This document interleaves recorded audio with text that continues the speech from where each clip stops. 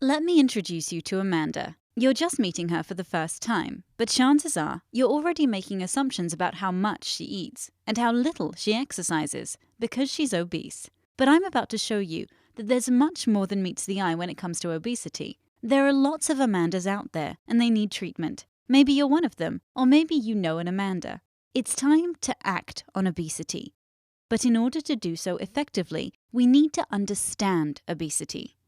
It's generally accepted that body weight is determined by a pretty simple formula. We call it the energy balance equation, and it works like this. If the number of calories that you consume equals the number of calories that you burn, your weight remains the same. If you consume more than you burn, you gain weight. And if you burn more than you consume, you lose weight. Most people think that those of us who properly manage our energy balance remain lean, whereas those of us, like Amanda, who eat too much and exercise too little, become obese. We view obesity as a lifestyle choice, and the cure for it is simple: eat less and exercise more.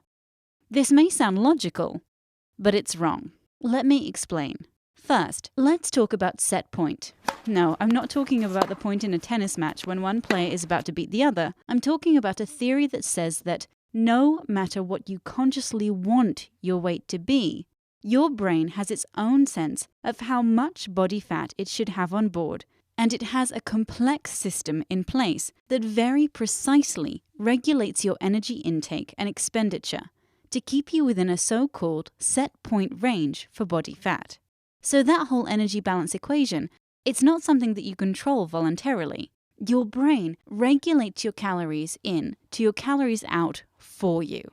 For your brain to do this, it needs to know how much energy you have on board at all times. And it knows this by listening to hormones like leptin, which is made in your body fat. You can think of it like a car. Leptin is the gas gauge that tells your brain how much gas is in your tank. But leptin is just one piece of the puzzle. You've got a whole bunch of other hormonal signals and sensors that are involved too.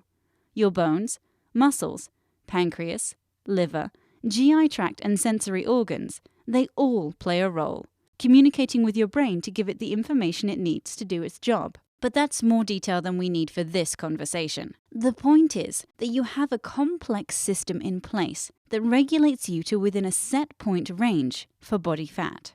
So what happens if Amanda decides to lose weight by going on a diet? After all, people with obesity should eat less, right? Here's what happens.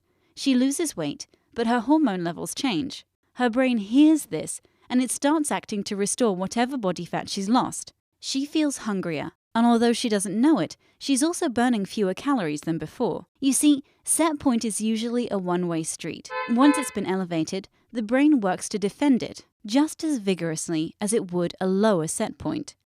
Amanda's brain doesn't know that she needs to lose weight. It only knows to defend her current set point.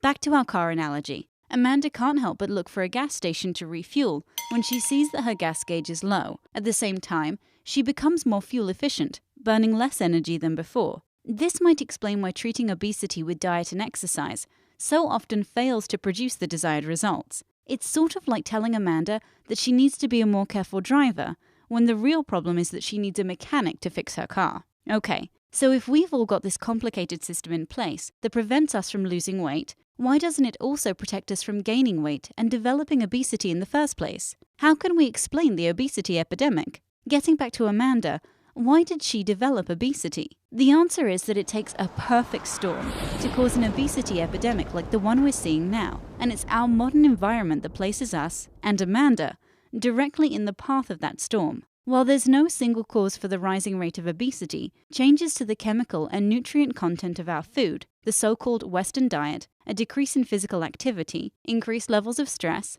inadequate and disrupted sleep, and more widespread use of medications that promote weight gain all play a role. Our unique genetics and developmental histories cause each of us to respond differently to these elements of the modern environment, and some of us, like Amanda, respond by sending hormonal signals that elevate our set point for body fat. It's not that Amanda's system has stopped working, it's just that it's working to regulate her to a set point that's too high.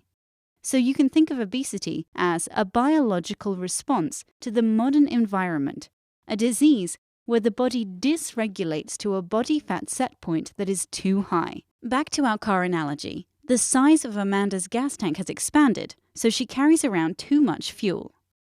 It's time to stop blaming Amanda for her obesity. It's time to recognize that obesity is a disease, not a lifestyle choice, and those who suffer from it deserve treatment, not snap judgment. It's time to act on obesity. And now that you've been educated, here's a simple way for you to act. Share this video.